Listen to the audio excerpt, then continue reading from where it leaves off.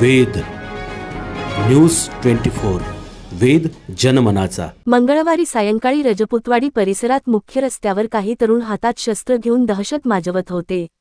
या मार्गावरील अनेक प्रवासी वाहनधारकांना त्यांच्या दहशतीचा सामना करावा लागला। या घटनेचा व्हिडिओ मंगळवारी सायंकाळी समाज माध्यमावर व्हायरल झाला। त्यानंतर करवीर पोलिसांनी या घटनेचे गांभीर्य लक्षात घेऊन व्हिडिओमधील दहशत माजवणाऱ्या तरुणांची ओळख पटवण्याचे काम सुरू केलं। रात्रीच्या सर्वांना ताब्यात घेतलं।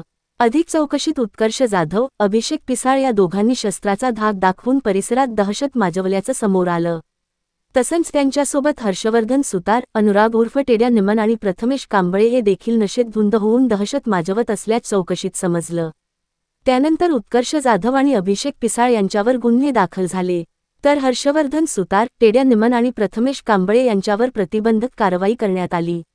आज सायंकाळी 5 वाजता करवीर पोलिसांनी या सर्वांना घटनास्थळी नेलं। तिथं चौकशी केली आणि त्यांची धिंड काढली। पोलीस निरीक्षक किशोर शिंदे, हवालदार सुभाष सरवडेकर, सुजय दावणे, रणजित पाटील, प्रकाश कांबळे, रफी कावळकर, अमोल चव्हाण यांच्यासह पोलीस कर्मचाऱ्यांनी 24 तासाच्या आत दहशत माजवणाऱ्यांना ताब्यात घेऊन कारवाई केली। दंगामस्ती करत होते, दहशत माजवत होते। एकाच्या हातामध्ये कोयता होता आणि एकाच्या हातामध्ये चाकू होता।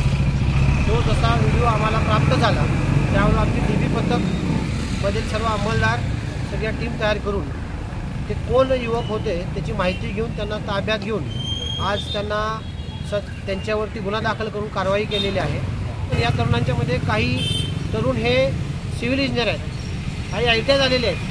सुशिक्षित असणारे तरुणसुद्धा जर अशा चुकीच्या मार्गानं जर संगतीमुळे मित्रांच्यामुळे जर करत असतील तर पालकांनी सुद्धा सजग होणं गरजेचं आहे। न्यूज 24 या चॅनलला लाईक, सबस्क्राईब आणि शेअर करायला विसरू नका।